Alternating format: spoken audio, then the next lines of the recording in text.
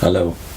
We're going to discuss this time the Arian view of Christ in the light of the book of the Hebrews, because it has been suggested that Hebrews is actually the most possible, most likely source of the Arian tendency within the church. And I can understand that, because when I was a Jehovah's Witness, I too found much proof for my position in the pages of the book of Hebrews. So let's go into Greg and Grove's analysis of the connection. The early Arians, however, seem to have developed a Christology and soteriology. Remember, that word means doctrine of salvation. A soteriology much more attuned to the Epistle to the Hebrews. This is not to insist that the book of Hebrews was their only or even prime source. Previous chapters have indicated how widespread was their drawing upon the Old and New Testaments for positions and definitions.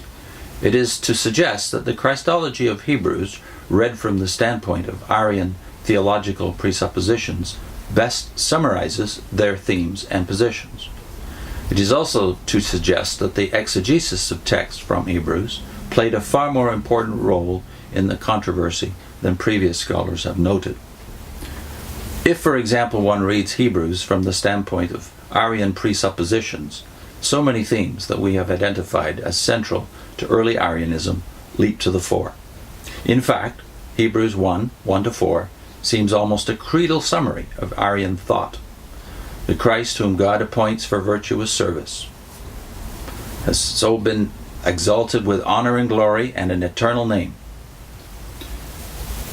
looms large. In Hebrews, we also read of the Son who learns obedience. That's 5:8, one of my favorite texts as a witness. And who obeys God, from 2:16 and 5:9, by enduring even death on the cross, famously in chapter 12, verse 2.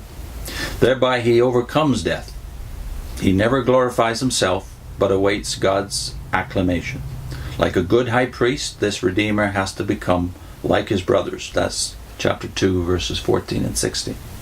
He shared equally the temptations of life in the flesh, and sympathized with the weakness and ignorance of humans. Yet he was piously obedient. Again, they refer to Hebrews 5, verses 7 and 8. And without sin. That's 4:15.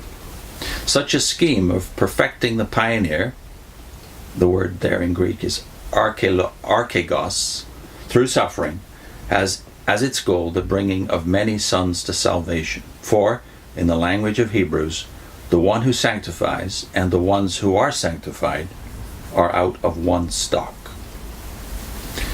So yes, you can see as you read through these references to Hebrews the similarities between the emphases, anyway, of the Arians later and the emphases of the book of Hebrews. I would now argue, having read Hebrews in the light of faith and in the light of the rest of the Bible, that Hebrews, although it has this strain in it that could lead to Arianism, also has another strain, which leads to the Orthodox position, ultimately.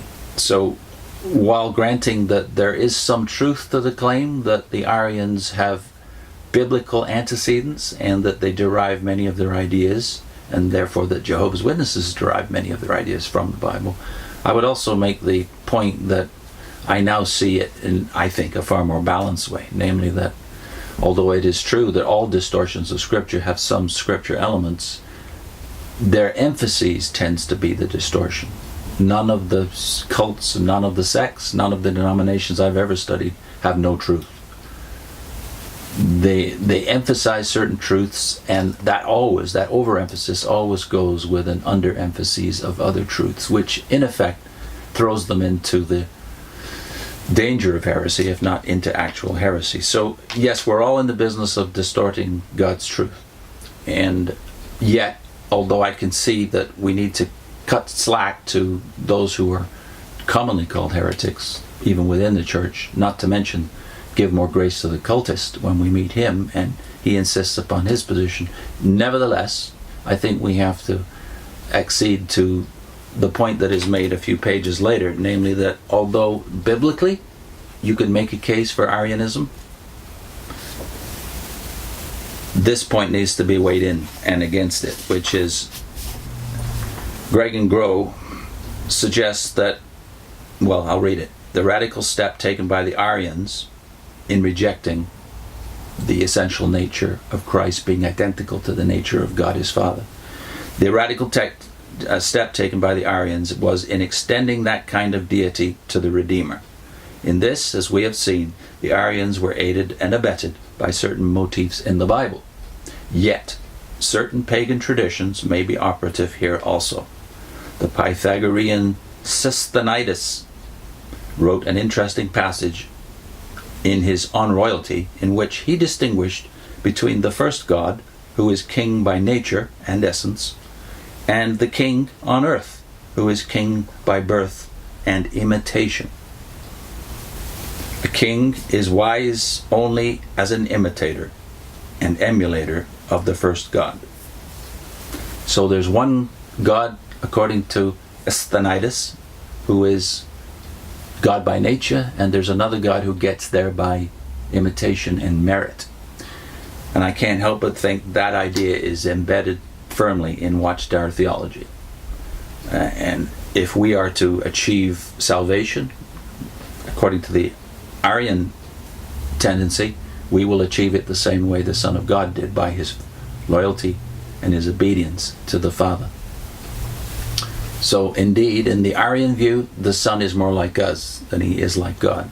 In which case, you have to ask the question, in what sense then is he, that is Christ, the only begotten Son of God?